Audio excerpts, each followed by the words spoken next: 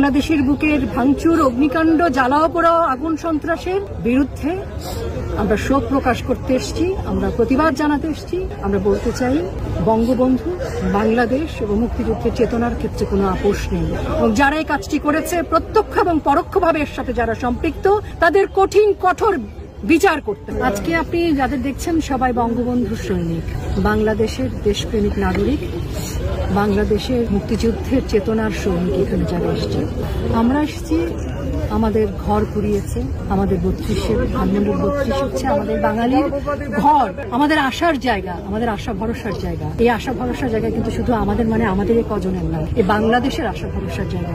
এই ঘর থেকে বঙ্গবন্ধু সেই সকল সিদ্ধান্ত নিয়েছিলেন যে সকল সিদ্ধান্তের মধ্যে দিয়ে বাংলাদেশ নামক রাষ্ট্রের জন্ম হয়েছিল।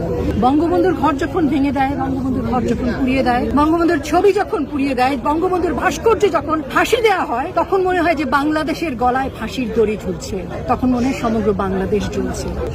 আমরা সেই বাংলাদেশের মানুষ, আমরা এই ভাঙচুর, এই মুক্তিযুদ্ধের চেতনার অগ্নিকাণ্ড, এই বাংলাদেশের বুকের ভাঙচুর, অগ্নিকাণ্ড, জ্বালাও পোড়াও, আগুন সন্ত্রাসের বিরুদ্ধে আমরা শোক প্রকাশ করতে এসেছি, আমরা প্রতিবাদ জানাতে এসেছি। আমরা বলতে চাই, বঙ্গবন্ধু, বাংলাদেশ এবং মুক্তিযুদ্ধের চেতনার ক্ষেত্রে কোনো আপোষ নেই এবং যারা এই কাজটি করেছে প্রত্যক্ষ এবং পরোক্ষভাবে এর সাথে যারা সম্পৃক্ত তাদের কঠিন কঠোর বিচার করতে এবং জাতির কাছে জবাবদিহিতার জায়গায় আসতে হবে যে কেন 5 তারিখে এই বঙ্গবন্ধুর স্মৃতি বিজড়িত সকল সারা বাংলাদেশে বঙ্গবন্ধুর ছবি, রবীন্দ্রনাথের ছবি, বেগম রোকেয়ার ছবি, জয়নুলের ছবি কেন ভাঙবে, কেন 32 নম্বর দাও দাও করে পড়বে?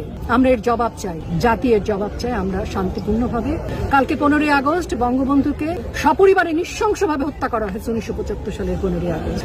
আমরা এই ধানমন্ডির 32-এ আমরা 1975 সালের 15ই আগস্ট যে হায়নারা যে তাণ্ডব করেছিল, 2024-এর 5ই আগস্ট একই তাণ্ডব হয়েছিল। আমরা প্রতিবাদ জানাই, বিচার চাই, ধিক্কার জানাই এবং আমরা বঙ্গবন্ধুর কাছে লজ্জিত ক্ষমা চাই।